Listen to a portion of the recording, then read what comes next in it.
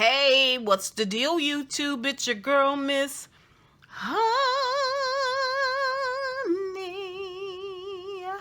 Welcome back to the channel, you guys. It is your girl, MizHoney, here for a power review. This is the series finale, I guess. At least I think it's book 1 series finale. And then Power is going to come out again. It'll be book 2 through 5. I don't know if they're going to film that over 5 days like Tyler Perry. You know what I'm saying? 1 episode each day. I mean, what they doing with these episodes is completely possible, you know? But since I didn't give y'all tape episode, and then when I went and finally saw the episode, I was just like, what am I supposed to do with this? Anyway, fast forward, here we are. Last episode in this chapter of Power. Y'all remember that Power was supposed to be going away, but 50 Cent was like, you know what? This is a real gravy train, so go ahead and keep the party going, right? This episode focused on Tasha and Tariq. They both struggle with a lot of emotions. Number one, disappointment in Ghost/James. Remember, we had no prior knowledge of James St. Patrick, of his lifestyle, of who he was prior to this whole show, you guys. We had no knowledge of who he is, so we came in on James appearing to be this strong, black, accomplished businessman, or so he seemed. I mean, at the very least, well-groomed. We know he was called Ghost, and we were kind of thrown into this place where we romanticize Ghost. I remember season like 1 through 3, we really felt like Ghost was that dude, right? Like, we had our emotions and feelings about how he treated, how he, you know, got with Angela, but then there were a lot of us who were romanticizing that whole situation. You know, it was told from this really positive perspective of Ghost and, of course, of Angela. Whereas Tasha was presented to us as, although she was a strong black female figure, she was presented to us as an individual that was like I said, strong and smart, you know, clever, and a writer, right? But maybe 2 or 3 episodes into season 1, we start to have these emotions for Tasha because Ghost wants to get out of the game. And she's enjoying her lifestyle. She's really in bliss. She's got 3 young kids at this time. Tariq is probably like 12. They still had Raina. Those 2 are twins. They're going to school. They've got this lifestyle. She's got money. She's got pull, you know. But all along, we were kind of seeing little things that let us know that Tasha was this kind of more gritty character. And so this is the presentation, that Ghost is the hero, Angela is the heroine. Tasha was kind of a little bit presented to us kind of like, you know, the wicked step side piece type, you know what I'm saying? Like, she was trying to keep Angela and James from being together. And then there was this place in the whole series where things just kind of switched, okay, when we saw Kanan come in on the scene, and it definitely made the series more exciting. It definitely made it more edgy. 50 Cent did a good job acting and playing against this whole good guy who James was supposed to be, that's who his character was supposed to be. And what the introduction of 50 Cent did was it pulled the mask off of who Tasha really was, Ghost really was, who Tommy really was, you know. And honestly, Tommy's character is probably the only character in this whole series that stayed true to who he was. Like, he is this lovable, hot-headed, comedic, murderous, psychopathic. Like, he was always that way. His character really didn't change. There was nothing that was revealed onto Tommy. He was always on drugs and wild women and unpredictable, and you know what I'm saying, very sporadic. And so his character never changed, but the introduction of Kanan kind of pulled the mask off who Ghost really was. Like, that, yeah, he is handsome and he smells good and his body is beautiful and he seems very loving and very loyal, but it turns out that he turned out to be so slimy at the end of this series that we had absolutely no emotion for the most part about Ghost being killed, being dead, being gone, being no longer, even though he was a pivotal character in this series. Eventually, we came to the same conclusions about Angela after seeing some of the things that, although she was going through a lot, okay, because a lot of the pressure and the anger and the gulliness of who Ghost was, he took it out on his family. He took it out on his friend, Tommy. He took it out on those people who had something that he wanted or something that he needed. Okay? The only person he held in esteem, and it just seemed as though he had absolutely no venom for them whatsoever, was Angela. Ultimately, the thing he loved the most was plucked from him when Tommy killed her. Okay? Even with that, his character, even though you didn't really think he could get worse, somehow became worse. Being abusive, and aggressive, physically aggressive, really, with Tasha and with Tariq through this last couple of seasons. Verbally abusive.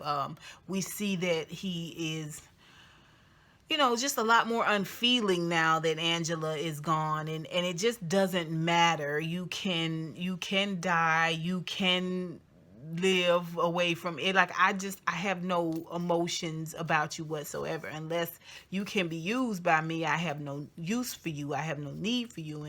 And Ghost is on this new journey where, he is twice as bad in public office, in public view, as he ever was in the shadows as Ghost. Who he is as James is doubly as bad as it is as he was. He had more code of the streets when he was Ghost in the shadows, a drug dealer.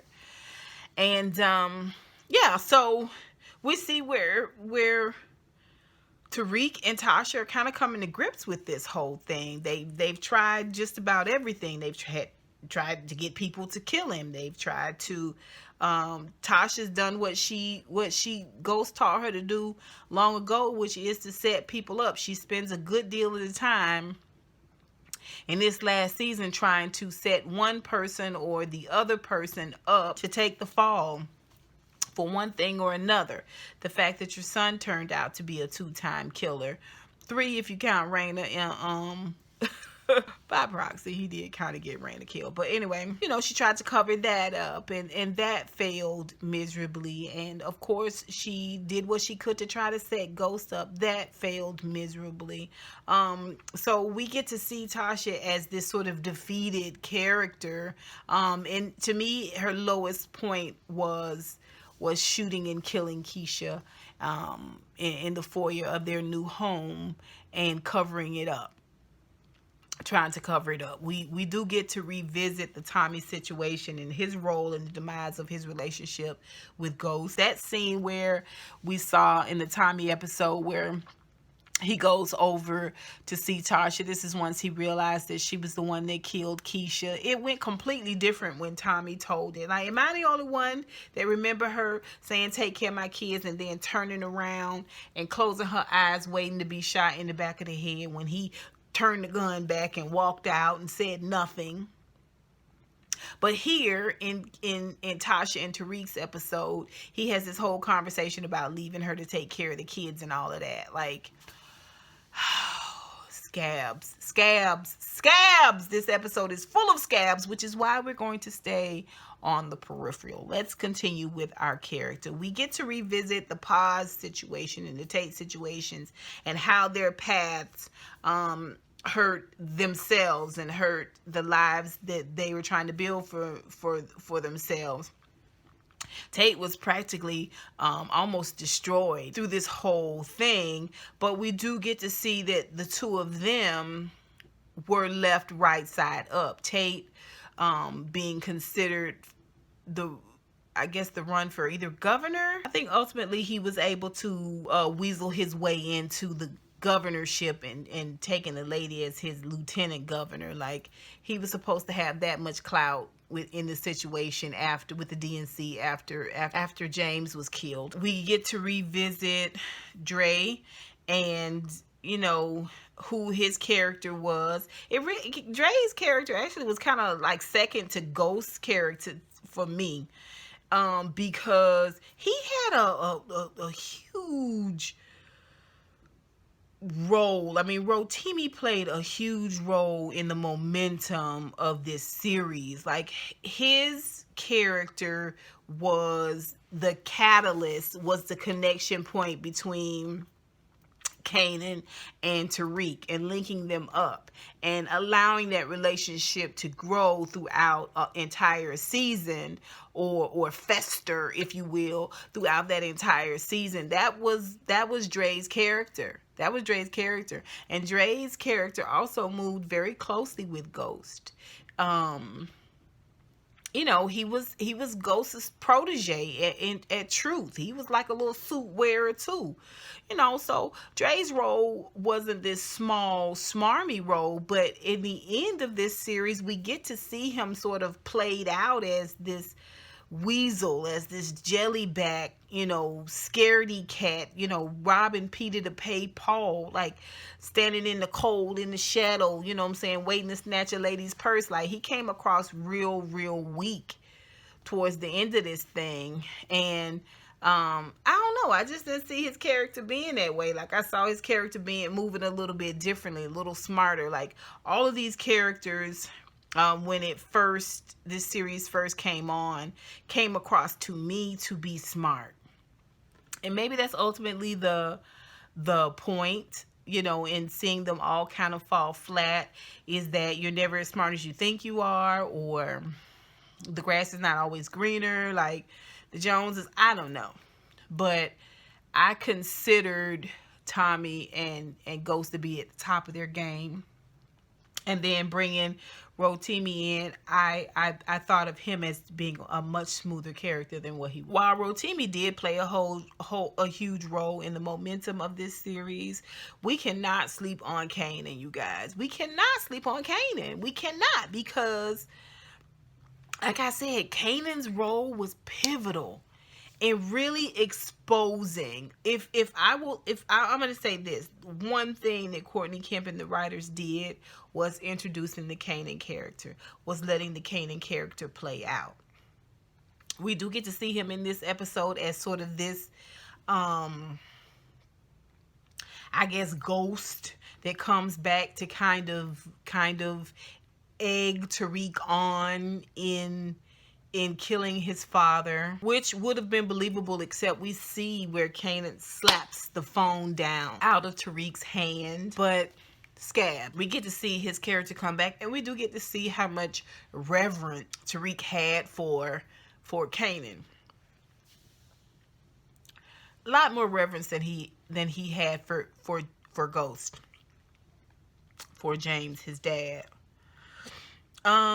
Ultimately, we do get to see who the killer is, and that was Tariq. Tariq is the one that pulled the gun knife. A lot of people predicted it. It could have gone several different ways. We get to see facts there, and he is, you know, toying with the idea of killing James, which I just thought was ridiculous.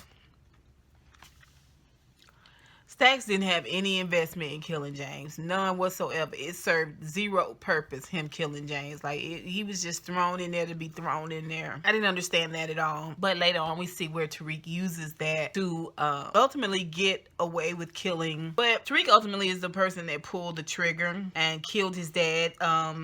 You know, Tariq had a escalating battle with his father that led to this tragic end.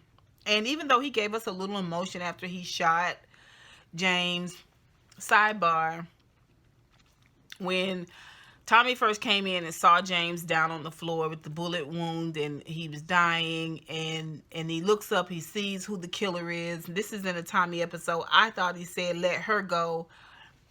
People did their closed caption and found out that he said, "Let it go." In this episode, I promise you, James said, "Let him go." More scabs. I just wanted to point that out to y'all. So yeah, Tariq came across kind of emotional and all of that, but not too emotional, not too broken up. He was able to change his clothes and dump the bag and then play the role outside of the club like, my dad is in there. I need to see if my dad is okay. So obviously he wasn't that broken up. And we get to see, really, like I said, he's Ghost 2.0. He is Ghost. Although he was emotional and all of that, none of what he did, none of what he went through changed the trajectory of his life. If anything, it propelled him deeper into the abyss, into the darkness, into the life. He turned out to be Ghost 2.0. He turned out to be just as callous and just as treacherous as his parents are. Just as desperate, just as uncaring and unfeeling. You know, if it's me or you, it's going to be you every time. That's how Tariq has turned out to be. Now, he wasn't doing great in the drug game. Kanan taught him how to sell drugs. His parents taught him how to kill and cover up. But Kanan taught him how to sell drugs. The thing that's suffering the most is the drugs. But he's doing stellar with the killing and the covering up. Stellar. Okay, so Tariq has done this deed. Tasha has met them there. They originally agreed that he was going to make sure his dad closed the club down. Go get the gun he left stashed there. Go back out. Call me when you leave. I'm going to be waiting in the truck. And when your dad gets in, I'm going to do the deed. Now, a million people have been caught this way. Tasha is smarter than this, but she's desperate. She's like a drowning person. They don't really care who swims out for them. They don't really care because that person is who they're going to use to get back to land. Like, they don't care about you drowning. All you can think about is catching your own breath, getting your own head out of the water, getting your feet to a place where you can stand up and get out of all of this smothering, this suffocating water, this H2O. And so you get to shore and you're breathing heavy and you're safe and you're sound and you look out there and your cousin who swam out there to help you is now floating. This is Tasha. This is Tasha. I mean, she's doing it. She's doing it big. Now, she done went and laid up with Q. She gets there. He's got his daughter. She sleep on his shoulder. He goes to lay her down. They make sweet, sweet monkey love. She sees this gun in the bottom drawer where he done reached and got a condom for their sweet, sweet love making. And she gets this idea in her head that somehow he's supposed to play a role in helping her get rid of Ghost. After none of her plans work on snitching and all of that, she decided to take this gun and ask him to drive her down to Truth so she can talk to Ghost and then drive her back home. Like, if you don't need my help talking to him, why you need a ride? Like, why you need a ride? So she don't want him to take her to the building. She wants him to take her around the corner and drop her off, and she'll be right back. He decides that that's fine. He'll wait. When all of this stuff jumped off and she heard the gunshot after she sat there in the car and she thought about it for a minute. And she thought, wait a minute, I left Tariq in there with a gun and he's a young boy and he's probably going to end up killing his dad. She get out of the truck, and she run inside just in time to see Tariq kill his father. It was what it was. She went right into the mode, get the gun, ditch the clothes, do what you got to do, and let's move forward. She goes back, gets in the car with him. We don't really get to see that. We don't really get to see her in the car with Q, shooken up, broken up, devastated that a man that she built this life with, good, bad, or indifferent, is gone, and that her son has the blood of that on his hands. We don't get to see any of that. We do get to see her and Tariq talking about blaming it on Dre after they done brought them into the police station and all of this stuff. And this is where Tariq uses what he knows about Stacks against him, because Stacks has been reinstated and the bald guy is now out. We do get to see Tamika in this episode in a fierce pink suit, looking like Annalise Keaton, if I ever did see it, baby. Tamika look good. Tamika look good, right? Best part of the show. And I can't remember how she got it in her mind to frame Q. Apparently, the gun that she took from his, she did something with that. The gun that Tariq used to kill James, she took that and planted it in his home. And as insurance, Tariq lied, or Tariq forced blackmail Stacks into letting them go and saying that Dre did it, and putting the kibosh on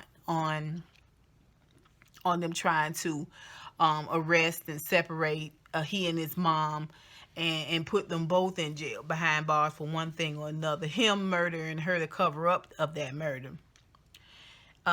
He assures her that he's fixed it. Now, he's got to also fix this drug thing, because the teacher, the druggy teacher that he was using, somehow got busted with the drugs in the car. He's got to figure that out. They got to work all that out. They got to get it all done, because James left her, meaning Tasha, absolutely nothing. Zilch, zero, nada, nothing.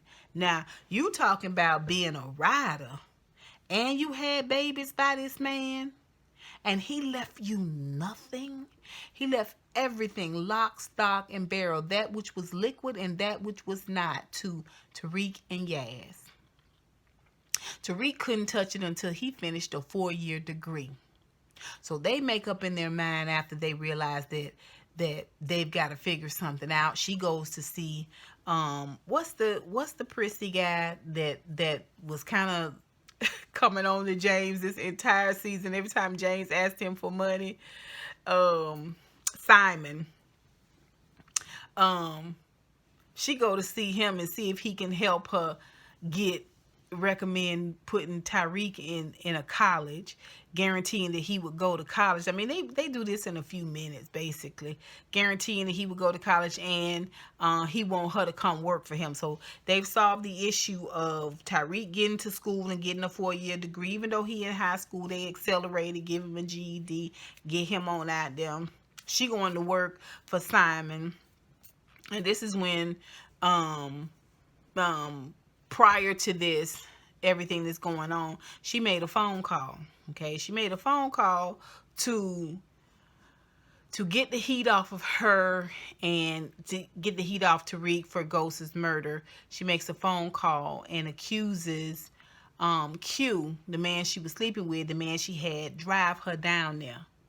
Okay, now this is how low Tasha's character is.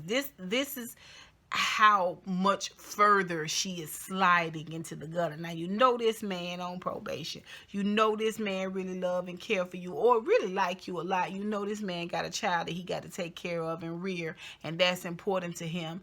But it don't matter that he said he swam out there to save you. Leave him drowning and kick off on his body on your way to shore. Stand on top of him so that you can breathe. So she goes back to the house, sleeps with the man, and they kicking the door in when they laying there in the bed, and you hear him. This was terrible. Tasha, what's going on, Tasha? Tasha, what's going on, Tasha? Tasha, say something, Tasha. Tasha, tell him that I was with you. And she's just like, I can't say nothing. I don't know nothing about framing you. She goes on about her business. Meets with Simon, gets Tariq in school and gets him settled off. Now she's making him breakfast, and Big Mama and Yaz coming over. You know, Yaz is Big Mama's child, and she gonna drop him off at the college. Cause just like that, one day he's in high school and the next day he in college, right? They bust down the door and it's the police. They arresting her. Because it turns out Q wasn't as dumb as he said he was, or as she thought he was. And he had gone to a bodega and been seen on camera during the shooting. And so it wasn't him. She called it in. She planted the gun, and she is getting arrested. Okay, so they show her wigless with her cornrows going to the back. She in jail and she crying, trying to figure out her life. And the last thing she said before they took her out of the house was, Tariq, go to school. Don't worry about me, Tariq, go to school. Tariq, go to school. It's supposed to be this moment, but I was just like, who cares? Who cares? I was not clutching that one single solitary pearl. I was not. Nope. Then we see Tariq while she in jail with her cornrows and sniveling and crying, and we see where Tariq went to school in his dorm, like chilling. Was he always gonna be in the dorm? Was he gonna live with his mama? She was acting like he's going to school, like, I'm going to school, I'll pick you up later, like, I'm gonna drop you off, like, but he in a dorm. So this is where he's gonna stay when book 2 comes about. Then we're gonna see, I guess, the continuation, and they played a lot of that. So we leave off with Ghost being dead, Dre being dead, obviously Kanan. Tommy is in the wind. Stacks got his job back. Like, what? Tate is going to be governor. And, you know, Tariq is going off to college. Tasha is in jail. We don't know what's going on with Yaz. I mean, how the bills gonna get paid? How are these things gonna be done? Like, I guess we're gonna see in book 2 maybe.